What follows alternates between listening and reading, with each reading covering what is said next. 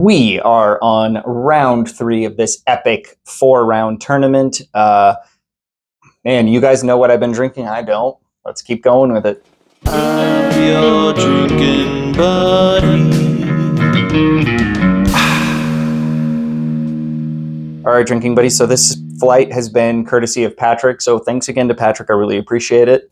Wonderful community we have built here at Your Drinking Buddy Studios, because the people are better than I am.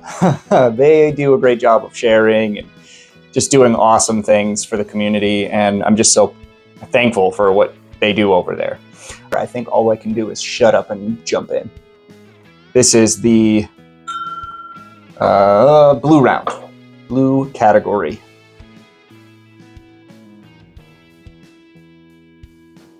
Familiar.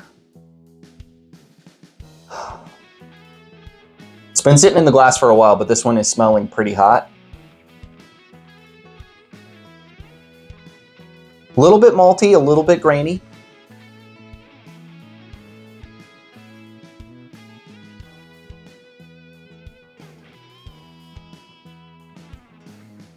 That is thick. Nice and thick viscosity. Little fruity.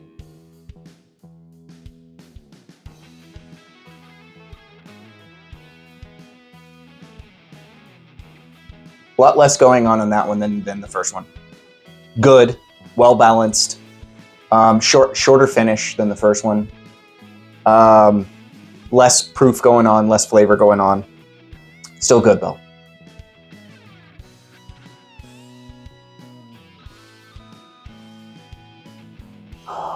Different nose on this one. This one's a little bit more spicy, a little bit more herbal.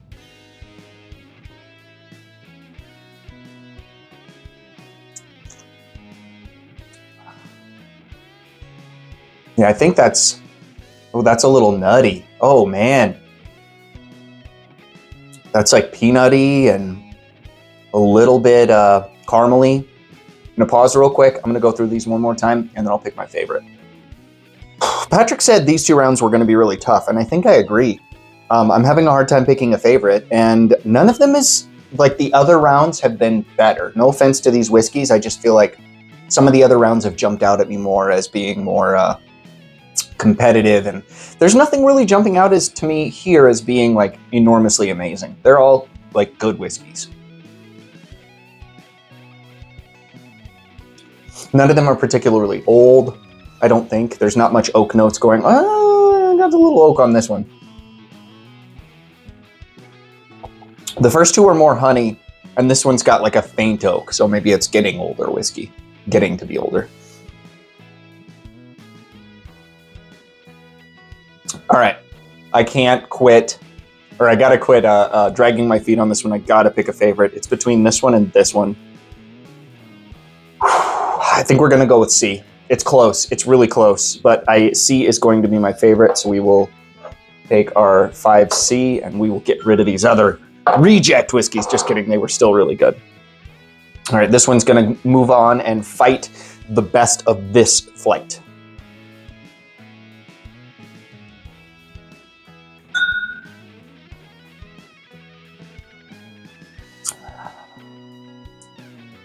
Whoa. I don't know what that is, but it does have some oak on it. This is an older bourbon, I think. Yeah, I really enjoy that. That's better than, I believe that to be better than anything that I just had right here, personally.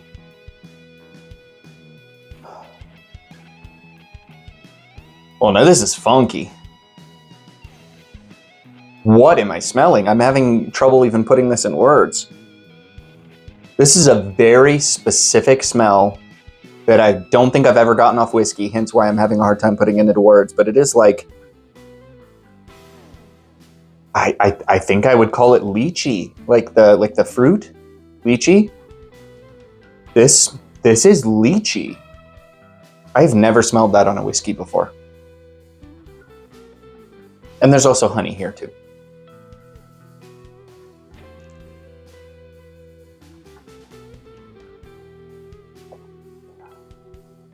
Oh, that's nice. Yeah, that's really sweet, viscous.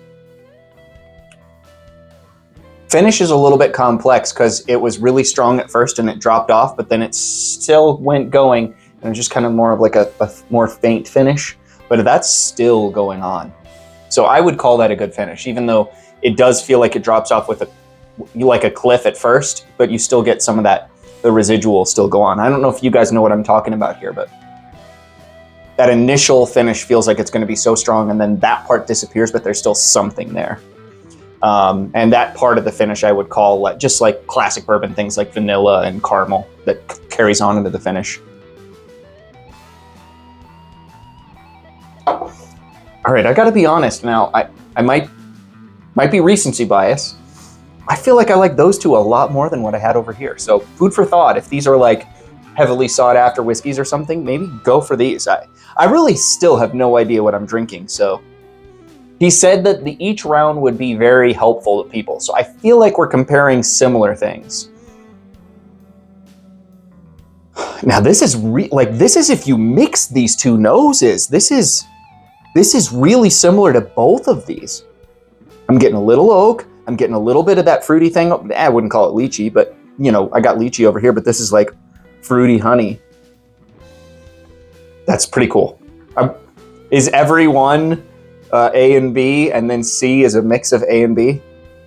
That's not an idea that I would do, but maybe Patrick's a crazy person. I don't know. He's probably, you know, I mean, him and I are both probably crazy people.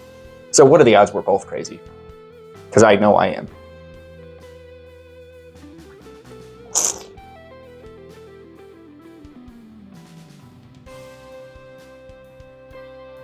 Oh, whoa, wow.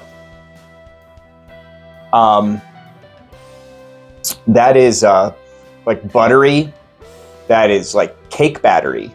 My mom just is baking a cake and she handed me the spoon to lick before she got afraid of me getting sick from doing so. Yeah, that is like licking the batter of a cake spoon, and in the best way, like yellow cake. But for a second here, let's just take a second here. Yellow cake's the best cake, right? I mean, is there any debate on this? Is there a better cake than yellow cake? Tell me in the comments, because I think yellow cake is the king. I don't even really eat sugar, and I'll take an exception for yellow cake.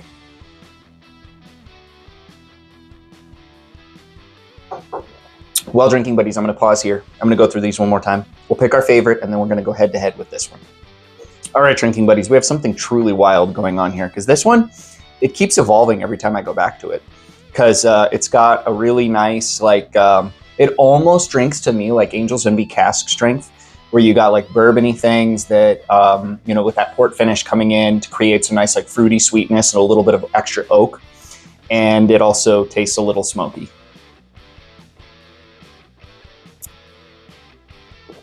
I came back a little early because I still haven't picked a favorite. So we're doing this on the fly. I took a little, break, went through them again, but I don't have much in each glass. So I figured that I should stop doing that. All right. So he said this would be really useful for people to watch and, see and experience along with me, because I think he said something about like the comparisons between each round would be useful for the audience. So I think we're comparing 3 similar things in each round. And this round is tough. I really do think that there's a chance that I like all 3 of these whiskeys more than all 3 of these whiskeys. Now that could just be because they're in this flight, the order of which you do things matters. And, if we mix these up and did this again, maybe that would be completely different. But as of right now, I'm leaning towards these 2 being my favorites. So we got to go in this one again just to be sure.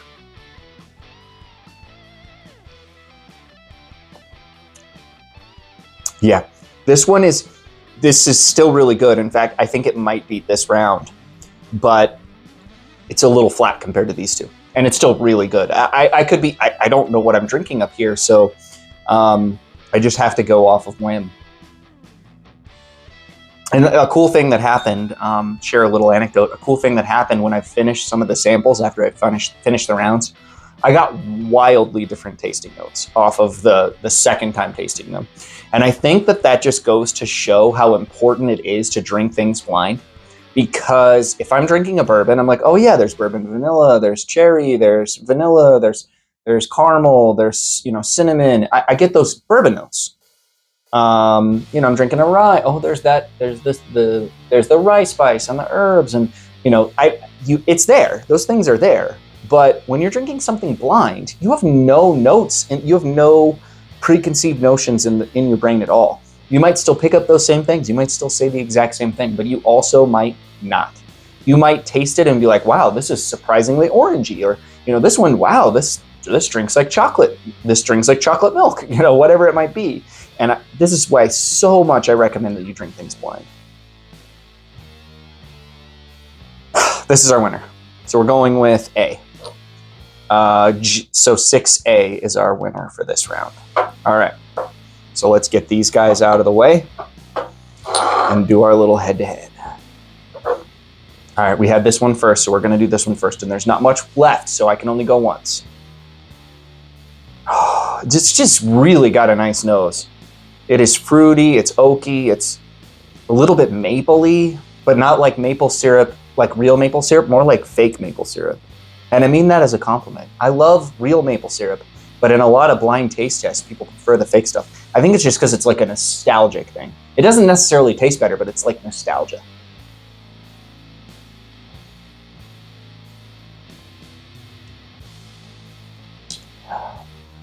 Yeah, that is just like a nice oaky cherry.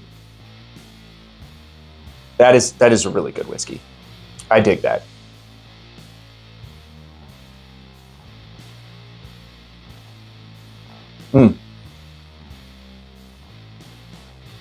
Forgot to nose it. I went right in. But yeah, this is a little bit of orange zest and cinnamon, brown sugar, bourbon vanilla. Yeah. I really like both of these whiskeys, but this is the winner. I just really dig in the extra oaky. So 6A, the purple round, that's what wins. Well, drinking buddies, thank you so much for watching. I really appreciate all of you. Every time you guys like the videos, every time you guys subscribe to the channel, you make this thing possible. I could not do this without you. Cheers. We'll see you on the next one.